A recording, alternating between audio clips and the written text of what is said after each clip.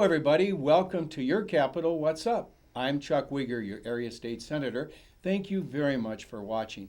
Today, I'm very pleased to have as our guest the 2015 Minnesota World Language Teacher of the Year, Grant Boulanger. Welcome to our show, Grant. Thank you very much, Senator. It's great to be here. And thank you for being a teacher. You're at Skyview Middle School right here locally in Oakdale. You have received a top award by your colleagues, and it's just a real honor to have you with us today. Thank you. Now, we'd like to learn more about what that award means. Sure. But I want to ask you first, why did you become a teacher? Why did I become a teacher? That's a great question. I wasn't always going to be a teacher, but I am a third generation language teacher, and I grew up going to my own parents' Spanish classes. And my mother was my Spanish teacher growing up. And at my undergraduate in Gustavus Adolphus College, I envisioned myself using my Spanish to travel the world and be a businessman. When I graduated, it didn't take me very long to figure out that wasn't my path. And so you went to Gustavus, and where were you raised? You mentioned your mom as a teacher. Where were you raised? Yes, I was raised in Southern Illinois. Okay, what community? Highland, Illinois. Okay. It's about 30 miles due east of St. Louis, Missouri, and I actually went to high school in one of the western suburbs in St. Louis County. Okay. So did a little bit of back and forth travel for high school, commuting back and forth about an hour every day, and decided to come up north for college. Okay. And any particular activities in high school that you'd like to reflect on that may have had an influence in your becoming a teacher? Well, sure. I was a student athlete all through high school, and that put me in a position often as a junior and senior in high school of mentoring younger teammates. Okay. Which sport? I played soccer, okay, basketball, and baseball. So well, very good. Yeah, back in the day. Okay. Or muy bien. That's right, muy bien. That's right. Okay. That's right. And so you graduate from high school, Right, and decided to come up to Minnesota at Mhm. Gustavus, Mhm. outstanding college. What was your goal at that point then? I came up for two reasons. I came up to play soccer at Gustavus, and I came up also to get to know, because their world language department was one of the things that I was looking for. Okay. So that's what brought me up to Gustavus. Okay. And that journey to becoming a teacher, what were those steps? Because I know you have a lot of interesting things in your background. Sure. as a potter, Sure. and expression and Uh-huh. all that. So tell us Yeah. about that journey that got you eventually over to Skyview. Yeah, so as a high school student, we had exchange students in our home continually. Okay. And my junior year of high school, I went to Spain for a month as part of that exchange. So Okay. it was... Were you fluent in Spanish then at that point? No, I wouldn't. Maybe I thought I was, Okay. but I certainly wasn't. And but I remember distinctly with fondness interacting with those exchange students and being very curious about their accent and trying to imitate that and trying to communicate with them and learn fun words. And when I went then as a junior in high school, got to experience a different culture, a different way of living, and Yes. that sort of set me on a path toward, like, I knew that in college I was going to be studying language and literature. So toward the end of my career at Gustavus, I spent a year abroad in Spain, Yes. living, and when a lot of my United States peers would travel to see the Eiffel Tower or would travel to see the Leaning Tower of Pisa, I went to spend the time with my friends that I had already established in Spain, right? And so that really helped my level of fluency and my understanding of Spanish culture and that sort of thing. Okay. When I came back then to finish at Gustavus, I spent some time going up to Bemidji and participating in the Concordia language villages. and that's a language immersion camp. Yes. And as a teacher and counselor there, that's where I really sort of decided, this teaching thing, this is where it's at for me. So the international perspective, and then additional training. You knew this was your calling. That's right, and additional training in a fairly non-traditional way, right? The language village is an immersion environment where only the target language is spoken with the students during the day, and so they're not learning through textbooks, and so that requires a different approach to learning and teaching and learning that I then brought into the classroom with me. So, of course, it's evolved over time. But So you became licensed eventually. You got a Minnesota license. Where did you do your classroom teaching, or where were your first experiences? Yeah, so through the College of Education and Human Development at the University of Minnesota, I got my licensure and my Master's of Education, and then Congratulations. thank you. Yep, that was back in 99, 2000. And I started off right away teaching in El Colegio Charter School, which is a small bilingual project-based charter school. And I spent 3 years co-founding that and launching that. Where is that school? That's in South Minneapolis. Okay. In South Minneapolis. And just 12 blocks south of the Mercado Central. I don't know if you know where that's. Yeah, that's a heavy Latino population down there, a beautiful community. I moved to Robbinsdale, and I taught in Robbinsdale, teaching language immersion and beginning Spanish for 7 years. And again, for language immersion, it's the only language, the foreign language, if you will, that is spoken. Right. In a language immersion context, students who may be English speaking at home come to kindergarten not knowing any Spanish.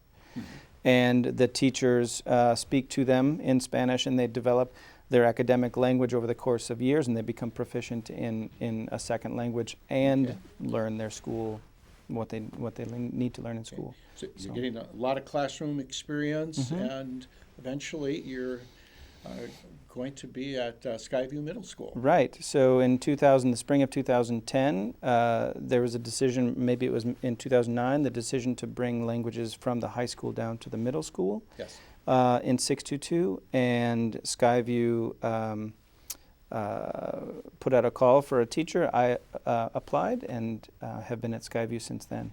Okay. So we know you're highly effective, and you talk on your web page. I've seen some information about comprehensive input and connecting, lighting a fire for teachers. Right. Tell us about your way of inspiring students. Right. So I haven't always taught the way that I'm teaching today, right? So I did spend some time as I was teaching language immersion, where the only language that's spoken is Spanish. I was also teaching beginning Spanish, and for that I was using a mixture of textbook and other activities that were designed to sort of get kids talking. Yes. What I began to, there was a moment in time where I was frustrated with the success that I was seeing in that sort of traditional context, right? I had 7th graders who were basically proficient in Spanish on one hand, and others who were just beginning that path on the other hand, and they weren't experiencing the success that I hoped or that I thought I was capable of getting them to. And I that wasn't okay to me. There were several kids who were succeeding, but they would have succeeded no matter what I would have done, right? They were just diligent students, and they would have succeeded anyway. And then there was a large chunk of students who I could see in front of my eyes losing interest, losing hope, and just beginning to believe that language learning was difficult or boring. So you wanted to connect with those students. So you I could wanted see it to in change their that. eyes, as you said. That's right. That's so right. What do you do? Well, as it turns out, so I started to learn a little bit more about. I started to go out and observe other teachers and see what was happening outside of my own domain. Yes. And I discovered a group of teachers who were using sort of a narrative approach, a storytelling approach. And I went to observe, and one of the teachers picked up a piece of writing that a student had done just moments before, and it was March, they hadn't used any resources. It was all just from their own mind. They just began to write, and they wrote for a few minutes, and these were level 1 students, and I read it, and the writing was so far beyond anything that my students could produce. It just blew me away, and I said, okay, if level 1 students are capable of this, I want my students to be doing this. It's not okay that my students are producing mechanical, robotic language that they have to really think about and stress over. And this person sits down and in 10 minutes writes beautiful Spanish that is far beyond that level. Yes. So I started learning more about this particular approach, the storytelling approach. And in the process, I started also learning about how languages are acquired in the brain. And as it turns out, there's one sort of common denominator that is present in all language learning environments, and that's comprehensible input. Another way to think of that is understandable messages, Okay. right? And if you think of a young child who is developing their language, far before they're able to produce any language, their parent is speaking to them, and they're understanding that language, Yes. right? And that was the piece that I was missing. That comprehension of a language has to come before producing the language. Okay. That we can't really talk a language if we can't understand it. So you're primarily with 6th graders? 8th Or graders. excuse me, 8th graders at the middle school. Correct. And they've had a lot of experience. They're, Mm-hmm. through the system. If this is their first introduction, how do you get at this comprehension? Great as they question. start class? So the beginning months of my class would sound very painful if I were speaking to them in English, because I speak to them very slowly. So a regular adult might speak at 175 words per minute or something. Mr. Rogers might speak at 124, and I might be speaking at like 80 words per minute or something, quite a bit slower. But the trick to getting them to not, and it sounds like, oh my gosh, it sounds painful, right? But because it's another language, and because we're actually talking about something that is meaningful to them, I'm not asking them to memorize lists of vocabulary.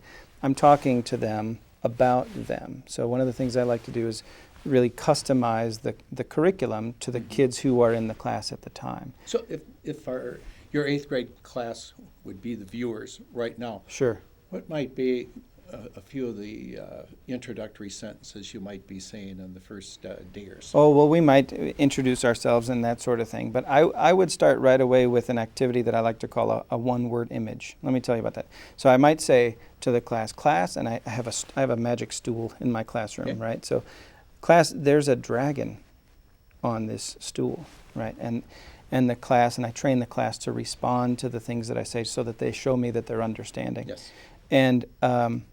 And I might bring a student up, and I might say, class, here's the dragon. And I whisper in his ear. I said, every time you hear me say dragon, I want you to roar like a dragon. Okay, and so I say there's a dragon, and he roars, roar, right? And what we'll do is we'll start with that 3-word sentence, and we'll add a detail to it. There's what color is it, class? And I'll allow the class to sort of co-direct the class a little bit. You're saying this in Spanish? This is all in Spanish, right? Okay. And I'll allow the students to sort of drive the direction. Is it a blue dragon? Is it maybe it's a, and then a student will say pink. Okay. So we'll teach the word pink, and then we'll say there's a pink dragon. And every time I say dragon, my student actor roars. And when I say pink, he touches the color pink on the whiteboard behind him. And is it a smart dragon, or is it a, and so what we do is we stretch that sentence just a little bit. There's a pink dragon. Yeah. We recycle that language a little bit so the kids are hearing it in a meaningful context. I'll ask some questions of the students. Is it pink or is it red? Is it a pink bear or a pink dragon? And we'll stretch it to be a smart pink dragon, and then maybe a very handsome smart pink dragon. And then of course we have to give it a name. And so what we're doing is creating, using imagination to create this image. But what I'm doing as a teacher is tricking them essentially into hearing the language repeated over and over and over again to a point where they don't really realize they're learning Spanish. They think they're creating an imaginary dragon, right? And so this is a very good example of when a student has no language at all, how to sort of create an understanding in their a subconscious understanding of word order and sentence structure in the second language. How many students usually in your class? Oh, Your eighth grade? 30 to 36. And, Yeah. and you mentioned earlier you want to make sure that the students are engaged. That's right. And in these exercises, you're going to seek everybody out. They're a part of that exercise to the extent you can. To the extent I can. So one of the things that we do for that is I require choral answers, and so everybody's responding. Okay. And the questions as beginners, the questions are simple: yes or no, this or that, and I'll throw in an occasional open-ended question to challenge the kids who really want to and are ready. Okay. Another thing that I do for that, though, is I create classroom jobs. So students, this is very common in the elementary classes, where there might be a student of the week who leads the class down the hallway or something like that. The jobs that I use in my class are functional. They help me be a more effective and efficient teacher. So I have one student who documents what's happening in the class. I have another student who will write a quiz during the class. Another student who will be the class artist and draw pictures of what we're talking about. Another student who will, I have a secretary whose job it is to keep track of who has what jobs. Okay. Right? So anything that I generally need to do in class that takes away from teaching, I try to assign that to a student. Turning on and off the projector, the lights, closing the door, handing out papers and things like that. So that also keeps kids on their toes and keeps them looking for ways to contribute. Once they've completed this first year course in eighth grade, Yes. would they have at least acquired conversational Spanish? It's hard to say. close. You know, learning a language takes a Yeah. long time, right? We know that for students who are coming to this country and learning English, it can take 5 to 7 years to Yes. become academically proficient in the language. And so, and that's with lots of exposure to the language. Yes. And so with 55 minutes a day over the course of 5 years, our goal really is to get them to an intermediate functional level by the end of their high school career. Okay. Yeah. Now, way back when I was in kindergarten, first grade, Yes. in District 622 at North Elementary, now called Richardson, we had Don Miguel and Yes. Paco Marita, talking, the puppets, et Right. cetera. But I did like at an early age having that involvement, and of course, there's early education programs too. You have the eighth grade program. Is there discussion of having it at an earlier stage, or you could have a combination? Yes. What are your thoughts on that? Yes, there is, and clearly we know the research supports the idea that the earlier you start, the better, right? Yes. But it does not support the idea that starting later is a hindrance. Okay. So even starting in adulthood to learn a second language is good for your brain, right? And Yes, that's very important. That you're always available, mentally to learn a language if you really set your mind to it and Right. get the right type of program. Right. I think that the biggest benefit that you have starting younger is that you can develop an accent that's a little bit more native-like, Yes. right? But ultimately, in the scheme of things, that's not terribly important. Think of all the people that you encounter on a daily basis who speak English with an accent. It doesn't affect their ability to function in the language, and we shouldn't necessarily think that Yes. native-like sounding is really a deal breaker for us. But we do definitely want to see kids starting earlier. Yes. And there are a number of board members in 622 that are working toward that, and we're working toward that. And I'm hoping that with our as we move forward with strategic planning, that we're moving forward with that in mind and dropping it down to so that 6th and 7th graders, and hopefully even earlier, can have an opportunity to begin to develop some real and measurable proficiency in the language. Yeah. We have a global economy, and maybe it should be self-evident, but tell us, why is it important for world languages?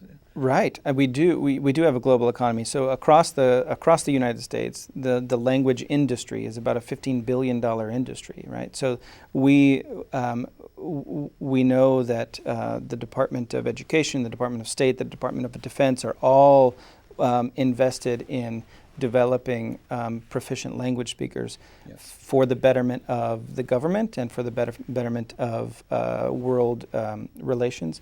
But there are also major cognitive and educational benefits. So these immersion students that I was working with, and in dual language immersion and those kinds of environments, when they start in kindergarten, they generally lag behind their native, so let's compare two schools. In elementary school, one group that is learning in Spanish, but they're speaking English at home, and one that's monolingual, that's just learning in English.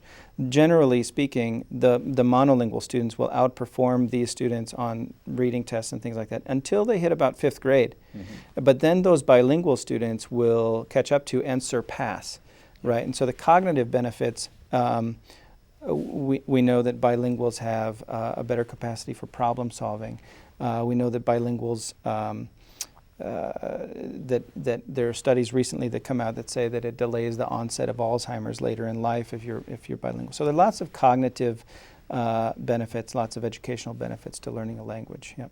And it really doesn't matter which language. Yes. A lot of people think that we should learn a language because it's functional, or because we should not learn another language because, what would you use that for? The real reason to learn a language is for the cognitive benefits, right? And in addition to Spanish, I believe you also have another language? I do. I speak German as well. German, yeah. So excellent.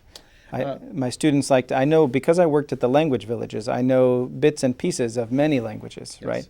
And so I can ask somebody in Russian, "Skolka ty bilet?" And my students will hear that and think, "Whoa, he must speak Russian."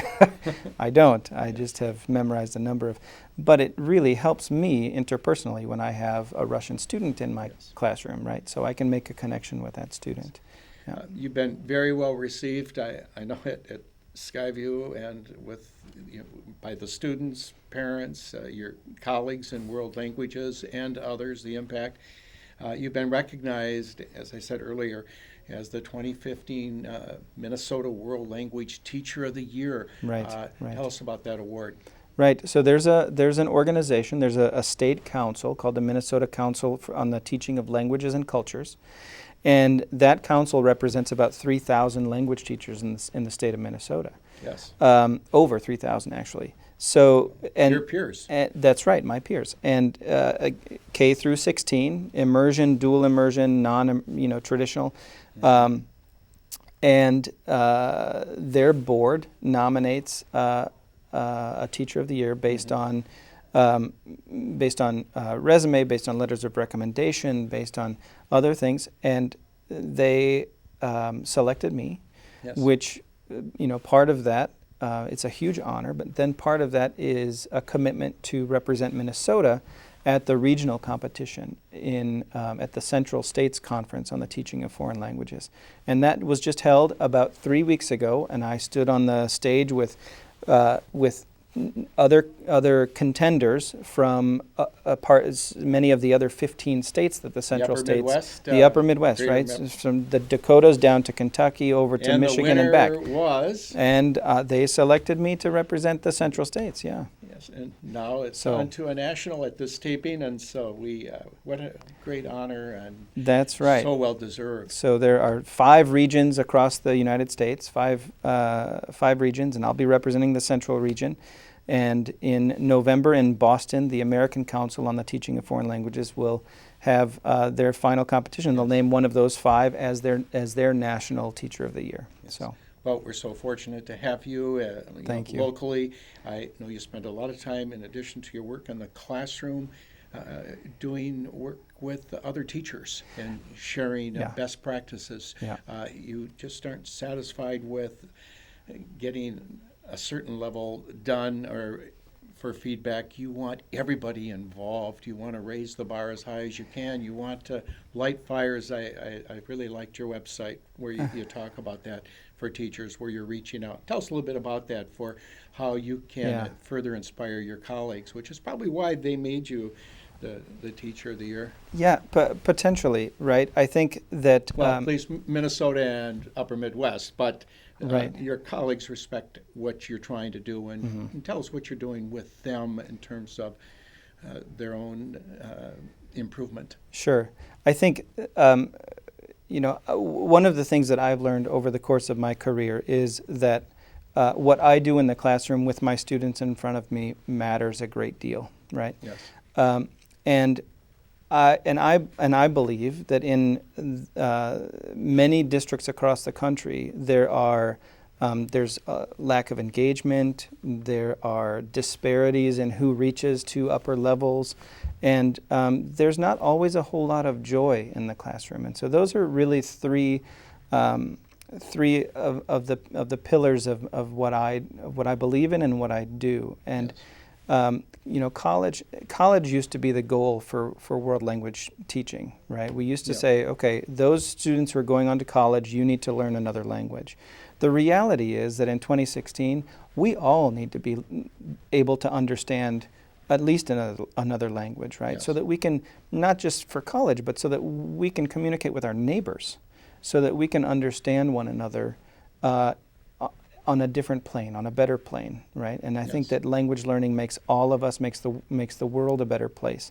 So part of what motivates me is to help, to show other teachers that, look, I get 160 students, and by the end of the school year, well over 90% of those kids want to continue on. They're beginning to see themselves as natural language learners. They're beginning to see themselves as somebody who, I just speak Spanish, like this is just what I do, right? And so I believe that helping those students continue on and really making sure that they have an opportunity, that all students have an opportunity to reach an intermediate or higher level of proficiency is going to be good for our country. So. It sure will, and we thank you so much for your service. I'm gonna, if you'd like, give a message to some of your current students, former students, and future students, and have part of it in English and part in Spanish. You got me on the spot there. Let's see, a message to current students, and past students and future students, right? So. Yes. Well, I don't know what I would say. Su profe está aquí. Mira, que estoy aquí en la televisión. No es algo que yo esperaba, pero tengo ganas de verlos el lunes por la mañana, otra vez en la escuela. So I'm just... Gracias. And what did that mean? So I'm just letting them know that here I am. What a cool thing that I'm on television with the center, and we'll see them on Monday morning. So. Well, Grant, thank you for being a teacher and joining us. Thank you. Continued success to you. Thank you very much.